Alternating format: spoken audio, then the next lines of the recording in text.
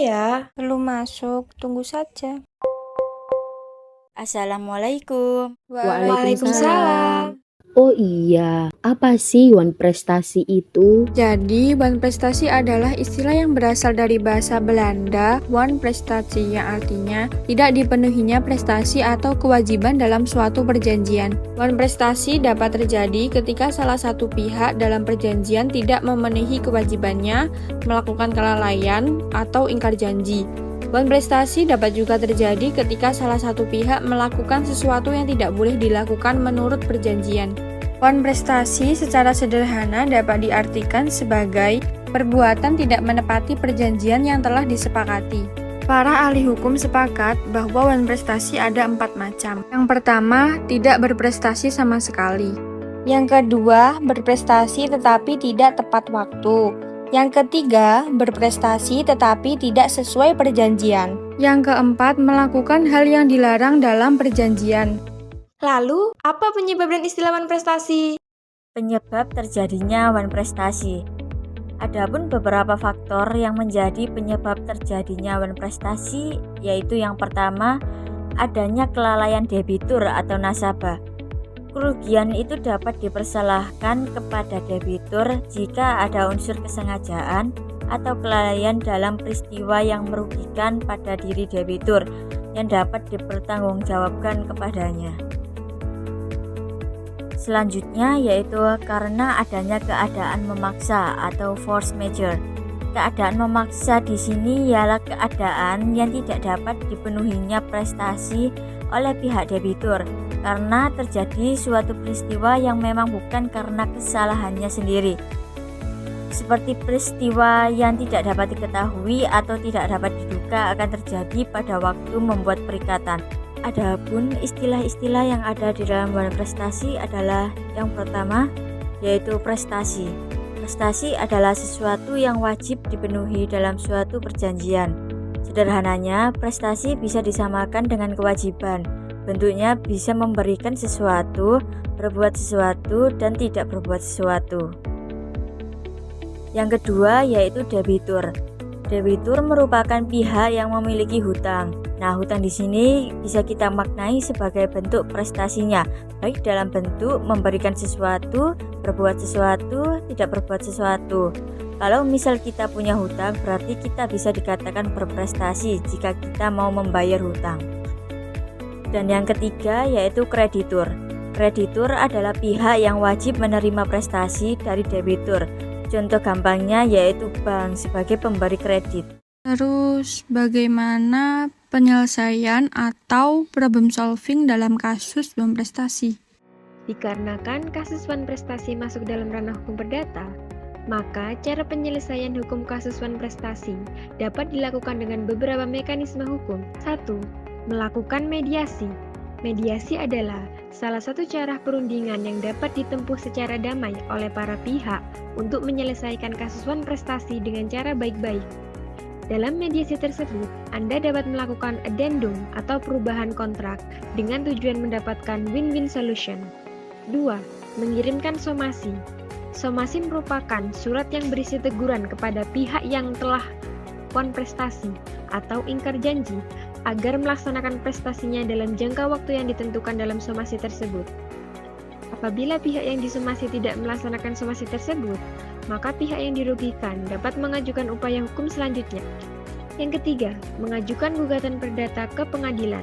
Gugatan perdata adalah upaya hukum yang dapat dilakukan oleh pihak yang dirugikan dengan cara memakai mekanisme pengadilan agar memaksa pihak yang berhutang dapat membayar hutang. Lalu, apa saja sanksi hukum bagi sang pelaku wanprestasi? Sanksi bagi debitur yang wanprestasi ada 4 macam. Yang pertama, membayar ganti rugi atau membayar kerugian yang diderita oleh kreditur. Ganti rugi ini juga harus sesuai dengan prinsip syariat Islam. Jika salah satu pihak tidak melakukan prestasi dan itu dilakukan bukan karena terpaksa, maka ia dipandang ingkar janji yang dapat merugikan pihak lain. Terus yang dimaksud ganti rugi di sini ada 4 macam. Yang pertama yaitu biaya. Biaya maksudnya di sini segala pengeluaran atau biaya yang nyata-nyata sudah dikeluarkan oleh satu pihak. Yang kedua yaitu rugi.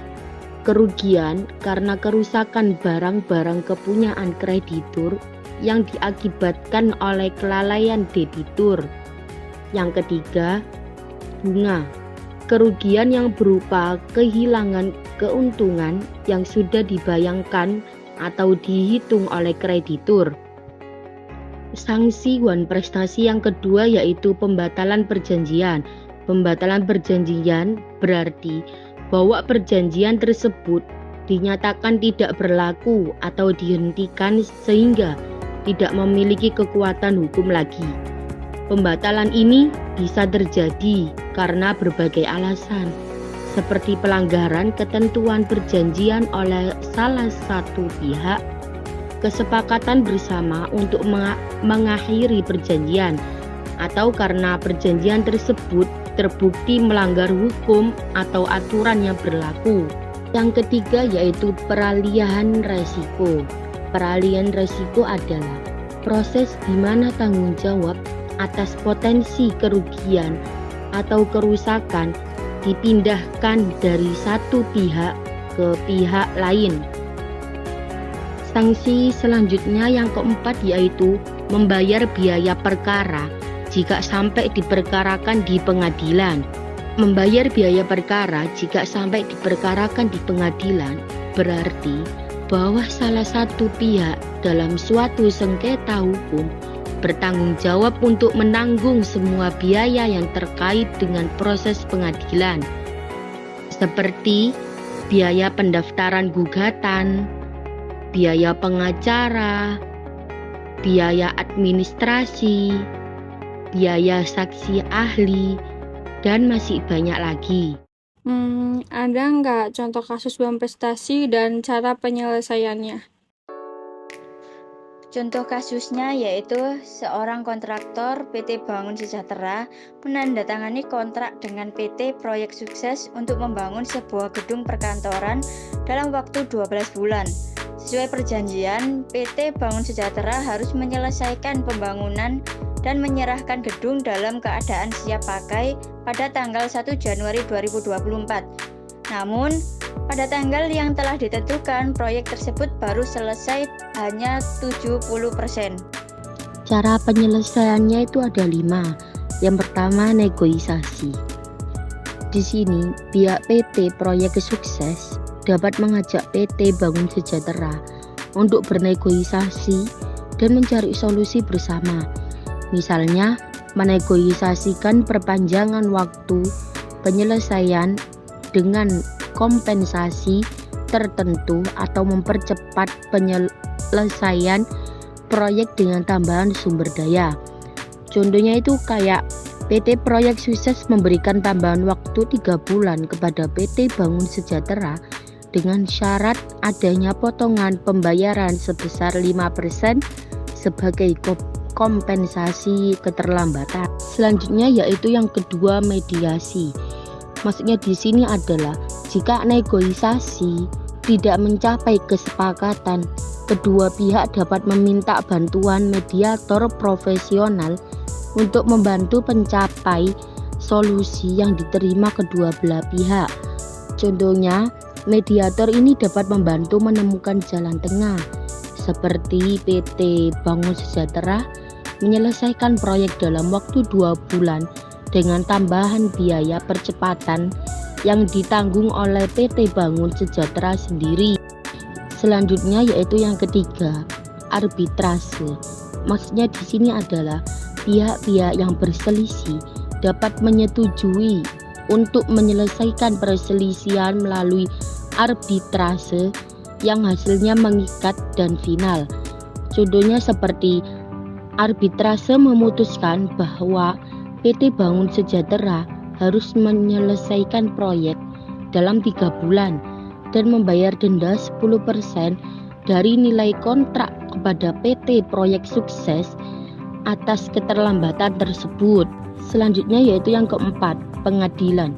Maksudnya di sini, jika mediasi dan arbitrase tidak berhasil pihak yang dirugikan dapat membawa kasus ini ke pengadilan untuk menyelesaikan perselisihan.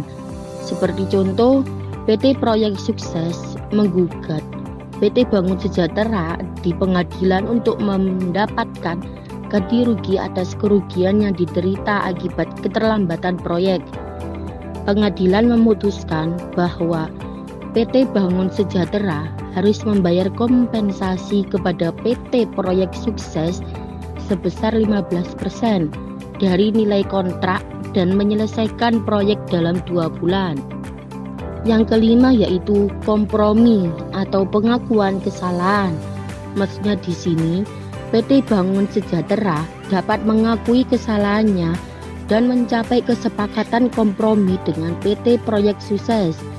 Seperti contoh, PT Bangun Sejahtera setuju untuk menyelesaikan proyek dalam 2 bulan tanpa tambahan biaya dan memberikan diskon 10% dari sisa pembayaran sebagai kompensasi.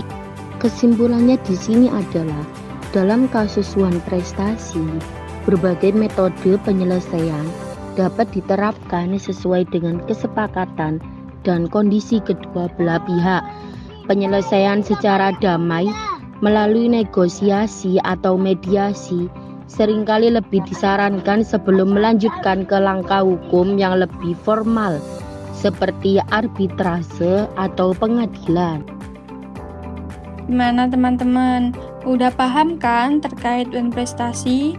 Jadi intinya kalau sudah berjanji atau menyepakati sesuatu perjanjian, jangan lupa ya laksanakan kewajibannya. Jangan sampai kita dianggap wan prestasi atau ingkar janji dan diminta membayar ganti rugi. Nah, kalian nggak mau kan ganti rugi? Oke, sampai di sini dulu ya belajar kita kali ini. Terima kasih sudah menonton video ini sampai akhir.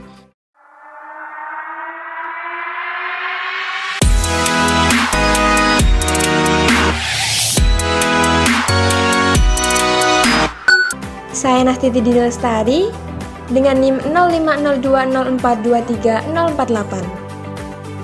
Saya Rosada, NIM 050204230055. Saya Willy Wafi Nur Azizah dengan NIM 050204230060. Saya Faikotul Farida dengan NIM 050404230072.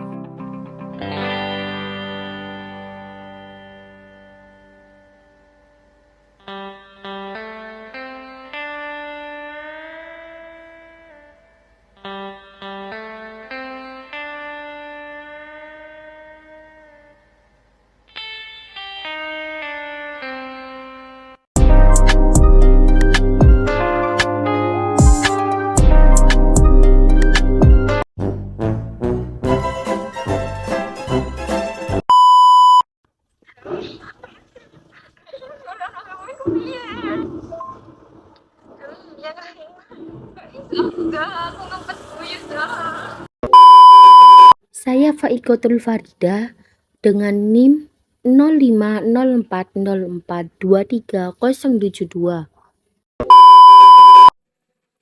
Terus gimana sih problem solving atau penyelesaian wan prestasi ini? Oh iya, apa sih wan prestasi itu? Kok asing ya namanya? Terus untuk problem solving atau penyelesaian dari kasus wan prestasi ini tuh bagaimana sih? Hai, perkenalkan nama saya Rosada dengan NIM 050204230055. Sip.